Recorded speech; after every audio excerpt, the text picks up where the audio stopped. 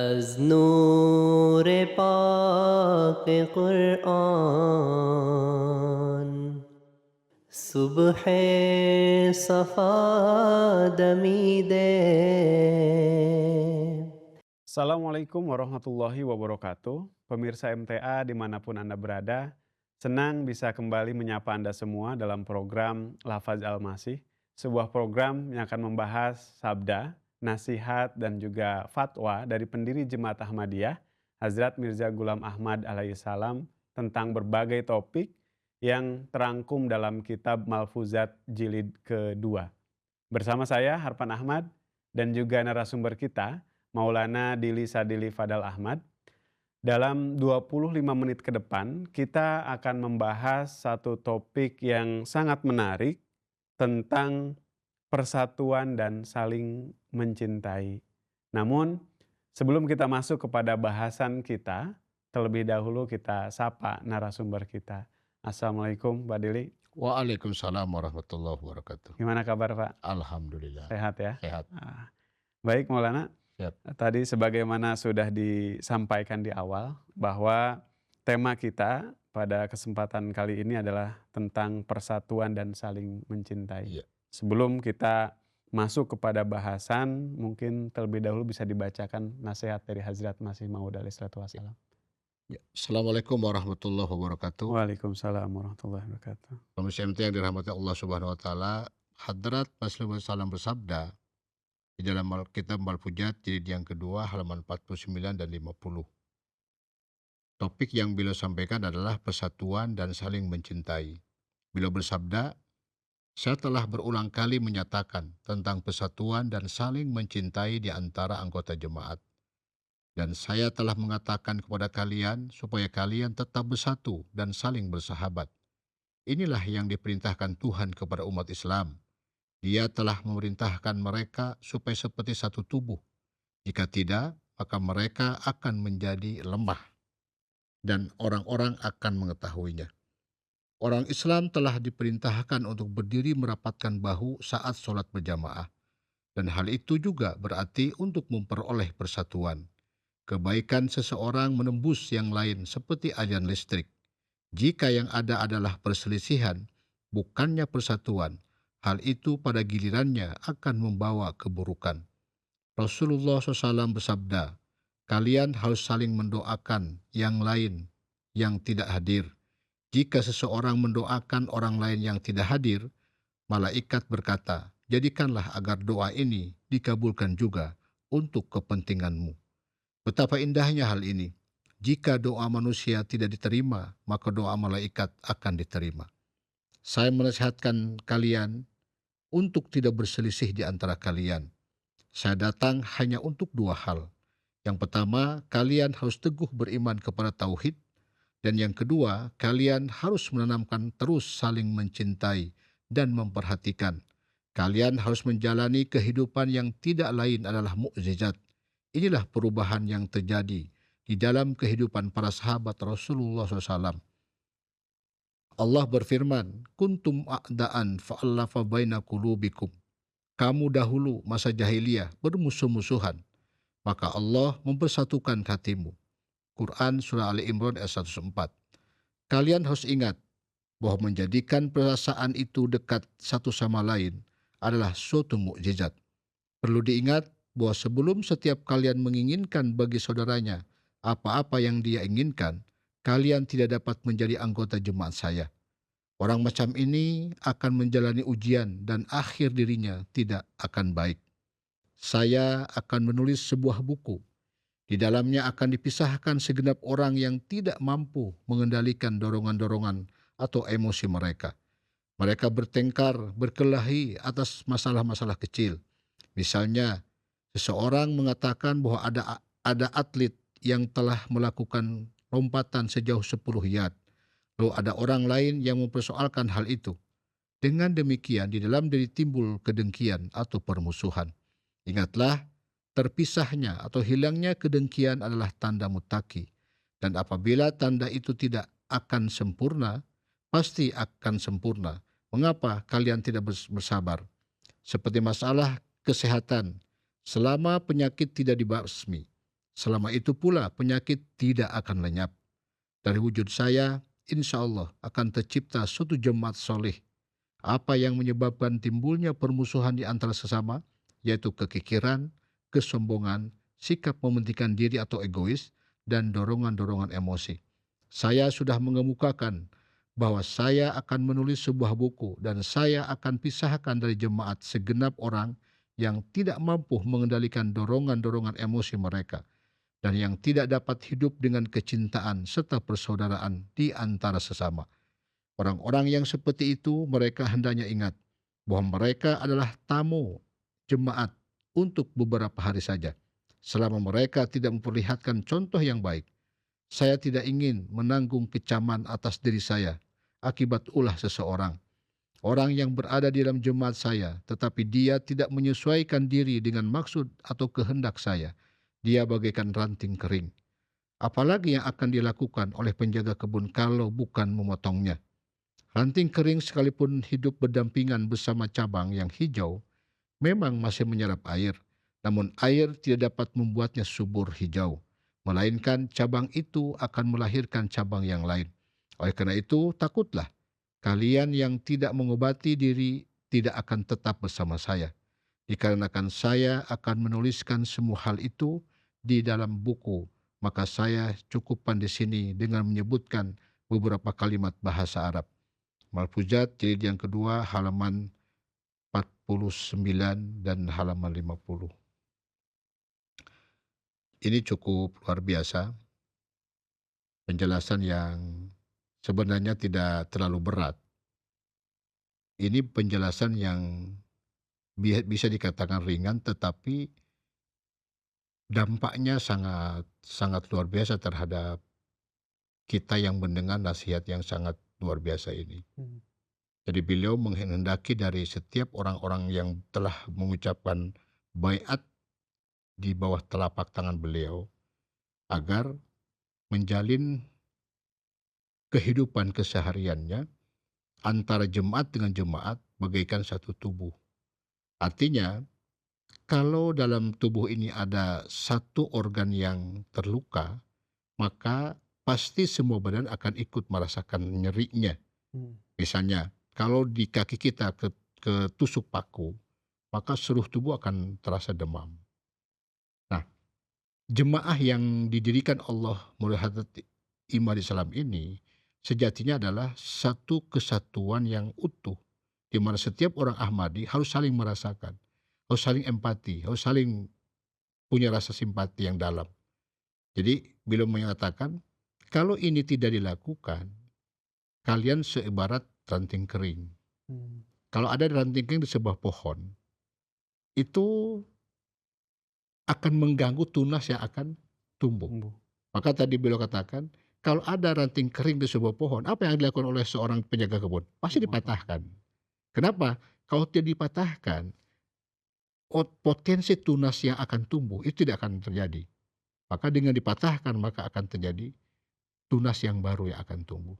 Artinya, jadi kalau kita yang sudah lama jadi orang jemaah, terus tadi tidak sesuai dengan yang dikehendaki oleh Hadrat Imam Salam, maka kita akan menjadi penghalang untuk kemajuan bagi jemaat berikutnya. Seperti itu. Masya Allah. Jazakumullah Maulana untuk penjelasannya sangat dalam sekali ya. Dan dari uraian yang disampaikan oleh Hazrat Masih Maud alaihissalatu wassalam tadi, atau nasihat-nasihat beliau, banyak sekali poin-poin yang perlu didalami Maulana. Dan pertama-tama saya tertarik pada penjelasan beliau pada paragraf kedua. Beliau menyampaikan orang-orang Islam telah diperintahkan untuk berdiri merapatkan bahu saat sholat berjamaah. Dan hal itu juga berarti untuk memperoleh persatuan. Kebaikan seseorang menembus yang lain seperti aliran listrik. Jika yang ada adalah perselisihan, bukannya persatuan, hal itu pada gilirannya akan membawa pada keburukan. Nah, penjelasan beliau tersebut, apakah bisa dipahami bahwa sholat itu punya dampak pada kehidupan sosial? Ya. Sehingga apabila dalam suatu kelompok atau jamaah, jika sering terjadi perselisihan, maka mereka perlu mengevaluasi sholat mereka. Atau bagaimana penjelasannya Maulana? Jadi kalau kita merujuk kepada sabda baginda Nabi Rasulullah SAW. Sholat itu adalah miniatur dari semua ibadah yang Allah perintahkan. Itu sumber utamanya pada sholat. Maka oleh karena itulah Rasulullah SAW bersabda, seluruh amal hamba Allah ketika nanti dihisab, itu yang pertama sholatnya dulu. Karena dari sholat itulah akan berdampak ke yang lain-lain. Gitu. Jadi makanya tadi, sholat itu password untuk masuk membuka seluruh cakrawala tentang Allah Subhanahu wa Ta'ala. Hadrat Rasulullah di tempat yang bersabda, sholat ini telah melahirkan ribuan aulia Allah, wali-walinya Allah dari sholat itu. Tentu sholatnya yang serius dan benar, gitu ya. Dan beliau katakan, bagi orang-orang yang menggeluti sholat dengan baik dan benar, dia akan menciptakan seorang wali dalam tempo 1 hari. Itu dahsyatnya sholat. Karena dalam sholat itu semua boleh dikatakan tarbiyat Allah harian terhadap kita. Kita diajarkan oleh Allah Ta'ala simpati. Kita diajarkan untuk empati. Kita diajarkan untuk berkorban. Tepat waktu, disiplin. Terus kesetiaan. Tidak sembarangan di dalam sholat itu. Salah satu contoh. Di dalam sholat ketika ini, tapi sholat yang dibahas adalah sholat berjamaah ya. Artinya apa? Beda dengan sholat sendiri. Sholat berjamaah itulah melambangkan sebuah persatuan. Dari cara menghadap, kita dihadapkan ke satu tempat yang sama di seluruh dunia. Itu artinya apa? Kita menyatakan bahwa satu, cuma hanya satu. Karena Allah menciptakan itu cuma satu sejatinya, adalah untuk menjadi seorang hamba Allah, jadi abidnya Allah. Nah, sholat itu mengajarkan kepada kita adalah ketauhidan yang hakiki. Satu tujuannya, hanya Allah SWT. Jadi semua dengan berbagai macam bangsa, warna kulit, bahasa, disatukan oleh Allah dalam satu ritual, simbol dengan berhadapan ke Ka'bah. Itu satu. Yang kedua, ketika orang sholat, itu menghilangkan strata sosial dalam kehidupan masyarakat. Jadi orang yang berhak menduduki saf awal adalah orang yang punya etos kerja tinggi. Artinya apa? Datang lebih dulu. Jadi tidak begini, mentang-mentang dia seorang pejabat, datang terlambat, tapi ingin di saf awal misalnya. Di dalam sholat tidak ada cerita itu. Artinya siapapun yang duduk di depan, kata Nabi, dia yang mustahak untuk mendapatkan pahala setara unta di saf awal itu. Jadi tidak bisa gini, geser, ada bupati yang datang misalnya. Nggak bisa, dalam sholat itu seperti itu. Jadi hilang strata sosial. Artinya di dalam sholat itu semuanya sama di hadapan Allah. Ya siapa yang serius, yang bekerja keras, dia yang akan mendapat. Terus ketika ada imam sholat salah, maka makmum hanya diberikan kesempatan untuk menyatakan subhanallah. Tidak begini, lu imam salah, dirurut, ditarik ke belakang misalnya, dia gantikan. Yang seperti hari ini kita saksikan dalam kehidupan sosial masyarakat. Ketika mengekspresikan ketidaksukaannya, sekarang kan cenderung memaksa. Seandainya mereka paham tentang sholat berjamaah, dan hari-hari mereka sholat berjamaah, ditarbiyati oleh orang yang sholat berjamaah, pasti dia akan menyadari bahwa kita hanya diberikan kewajiban untuk subhanallah aja. Gitu. Subhanallah, cukup 3 kali, subhanallah tidak digubris, kita jalan. Artinya apa? Semua tanggung jawab sang pemimpin atau imam. Luar biasa, sholat ini menciptakan harmonisasi dalam kehidupan masyarakat. Dan makanya kenapa Rasulullah SAW menganjurkan harus berjamaah. Sejatinya adalah untuk mentarbiyati kita agar betul-betul Islam itu hanya satu. Hanya satu rasa, satu cara, satu tubuh, satu tujuan gitu. Tidak ada yang lain. Hanya kan Allah Subhanahu wa Ta'ala. Makanya kalau kita simpulkan dari kata sholat, sod, lam, dan ta. Sodnya itu apa? Sidkun kaul. Jadi orang sholat itu pasti benar kata-katanya. Nah, dari benar kata-kata ini, itu akan menciptakan harmonisasi dalam kehidupan. Kan biasanya orang jadi tidak itu karena dari ucapan bermula. Yang kedua, lam, layinul qalb, lembut hatinya. Rasulullah itu kan luar biasa. Kelembutan batin Rasulullah, kelembutan sikap Rasulullah yang ditempa oleh dalam sholatnya itu melahirkan manusia yang sangat luar biasa. Nah yang terakhir tarkiu masyiyat, Artinya apa? Terangkat sebuah kemaksiatannya. Sudah lengkap kalau sudah kata-katanya benar, hatinya lembut, terangkat kemaksiatannya, itulah makna orang sholatnya benar. Tuh. Baik, Oke. Maulana. Jazakumullah khairan penjelasannya. Jadi sejatinya sekiranya setiap orang muslim itu sudah benar dalam melaksanakan Sholat, iya, sholatnya, sejatinya semua urusannya selesai. selesai. Permasalahan-permasalahan sosialnya juga Selesai, selesai. Masya pasti Allah. selesai. Jazakumullah untuk penjelasannya. Selanjutnya Maulana, masih dalam sabda beliau, saya datang hanya untuk dua hal. Hmm. Pertama, kalian harus teguh beriman kepada tauhid, dan kedua, kalian harus menanamkan terus saling mencintai dan memperhatikan. Kalian harus menjalani kehidupan yang tidak lain adalah mukjizat. Nah, dari pesan beliau tadi tersirat satu urgensi yang sama antara menyebarkan tauhid dan menanamkan cinta serta perhatian di antara jamaah. Bagaimana sebetulnya kolerasi antara ketauhidan dan persatuan bagi kebaikan spiritual manusia? Iya. Jadi kalau kita tadi sedikit mendalami kalimat beliau Hmm. tentang persatuan dengan kecintaan, tauhid dengan kecintaan. Beliau analogikan tadi bahwa Islam itu seibat satu tubuh. Jadi artinya tauhid itu kan menggambarkan satu kesatuan. Jadi kalau bahasa lainnya persatuan, bahasa syariat yang hakinya adalah tauhid, muwahhid. Hmm. Seorang muwahhid itu pasti seorang yang muhibbin, seorang yang mencintai. Itu pasti.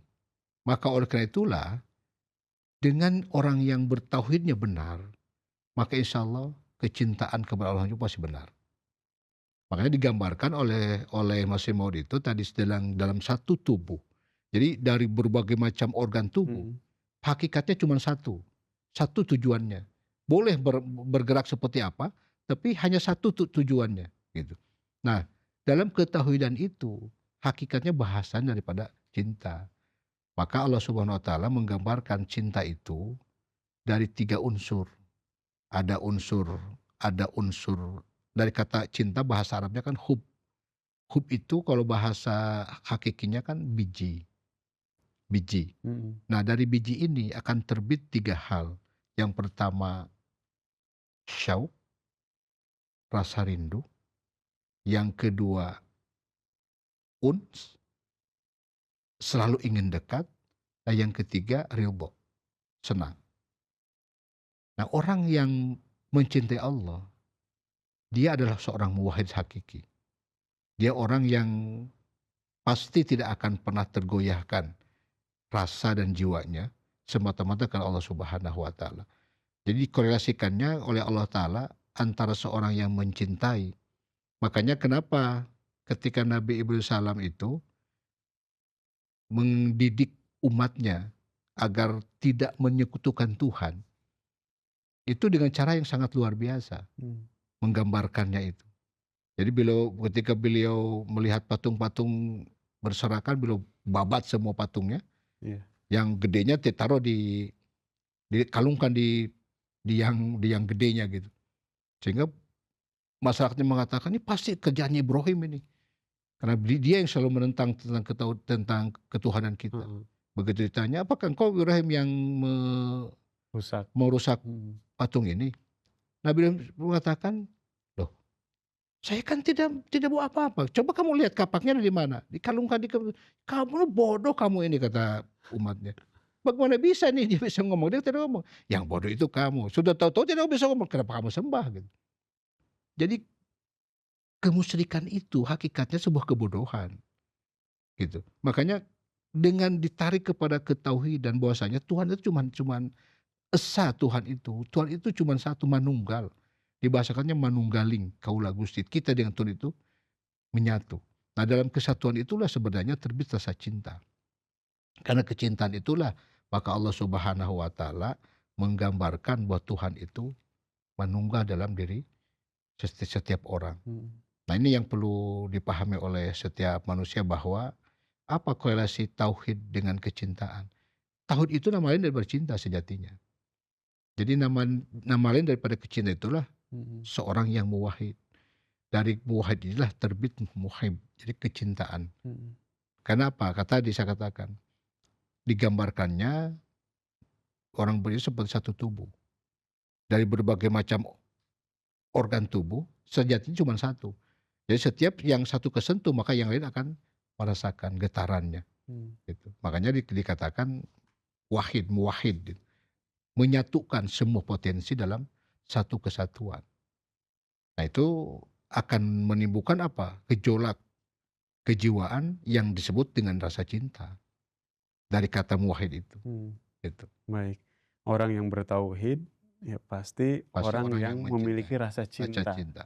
Dan orang yang memiliki rasa cinta kepada Sang Khalik, Zat. pasti akan mencintai makhluknya juga Ya, gitu Pak ya. betul. Jadi pentingnya itu bertauhid itu adalah Ya, supaya kita memiliki rasa cinta juga kepada ya. makhluk-makhluk Allah Makhluk Allah. lainnya. Ya.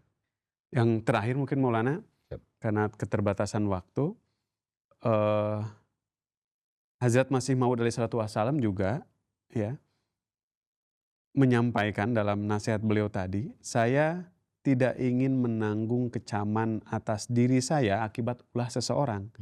Orang yang berada di dalam jemaat saya tetapi dia tidak menyesuaikan diri dengan maksud kehendak saya, dia bagaikan ranting kering. Apalagi yang akan dilakukan oleh penjaga kebun kalau bukan memotongnya. Nah, pesan Hazrat Masih Maud alaihissalatu wassalam ini jika kita lihat ya mengandung ancaman yang serius, Betul. ya, maka untuk menutup sesi ini mungkin bisa disampaikan suatu nasihat untuk pemirsa ya sebagai rangkuman dari bahasan kita kali ini. Mangga. Ya. Jadi ini nasihat yang paling indah dari segmen ini. Sebenarnya di kalimat itu. Beliau katakan tadi, aku datang dengan dua hal. Yang pertama, aku akan menanamkan ketauhidan dalam diri kalian. Yang kedua, untuk menanamkan kecintaan kepada Allah Subhanahu wa taala. Saya datang di sini sejatinya untuk menyatukan seluruh perasaan. Digambarkan oleh beliau bahtaranya seperti bahtera Nuh. Di dalam bahtera Nuh itu terdiri dari berbagai macam binatang. Artinya itu ada simbolis dari sebuah karakter setiap orang. Jadi banyak sifat yang ada di dalam jamaah ini. Cuma satu yang beliau inginkan, bahwa walaupun kamu datang dari semua latar belakang, dari basic yang berbeda-beda, ketika masuk dalam jamaah ini, ketika masuk dalam bahtera ini, maka hanya satu rasa dan satu warna. Nah, yang membuat itu bisa satu rasa dan satu warna itu adalah sholat berjamaah. Beliau katakan apa? Dari bahu kalian dengan nempel dengan bahu yang lain, karakter ketakwaan dalam diri kalian akan menular kepada yang lain. Ya, saya kecewa, kata beliau, ketika kalian masuk di sini tapi tidak ada perubahan, maksudnya tidak ada dampak apa-apa. Dulu datang ke sini sebagai ular, hari ini masih tetap ular. Datang ke sini sebagai biawak, tetap masih biawak. Nah, itu yang beliau katakan, kalian itu kalau seperti itu dianggap sebagai ranting dalam sebuah pohon yang sudah kering. Walaupun beliau katakan dia menyerap air, disirami terus, dipupuki juga, memang dia menyerap, tapi tidak akan bisa menumbuhkan sifat subur dan hijau itu. Kenapa? Sudah kering, sudah mati. Maka satu-satunya cara, kata beliau, adalah dipatahkan. Artinya apa? Kalau kita masuk dalam jemaah beliau, tidak mengalukan sebuah revolusi, inqilabi hakiki dalam jiwa kita, maka kita akan menjadi jemaat-jemaat yang seperti ranting kering tadi. Tanpa harus dipatah pun suatu saat dia akan jatuh sendiri. Gitu. Itu ancamannya. Bahwa setiap orang Ahmadi yang tidak melakukan sebuah perubahan, lewat tadi beliau katakan, salat berjamaah itulah satu-satu tarbiyat yang real dari Allah Subhanahu wa taala untuk menjaga persatuan dan kecintaan agar menjadi orang yang muwahhid sejati di sisi Allah Subhanahu wa taala. Gitu. Baik Maulana, jazakumullah khairal jazaa untuk penjelasannya sangat luar biasa. Mudah-mudahan bisa menjadi pelajaran bagi kita semua, khususnya para Ahmadi. Baik, alhamdulillah bahasan kita kali ini tentang persatuan dan saling mencintai telah selesai. Terima kasih kepada narasumber yang sudah memberikan ilmu dan penjelasan yang luar biasa. Juga terima kasih untuk para pemirsa yang sudah menyimak acara ini sampai dengan akhir. Kami akan kembali dengan bahasan yang berbeda tentunya di episode-episode berikutnya. Sampai jumpa, tetap sehat dan selalu dalam lindungan Allah Ta'ala. Assalamualaikum warahmatullahi wabarakatuh. Waalaikumsalam warahmatullahi wabarakatuh. از نور پاک قرآن صبح صفا دمیده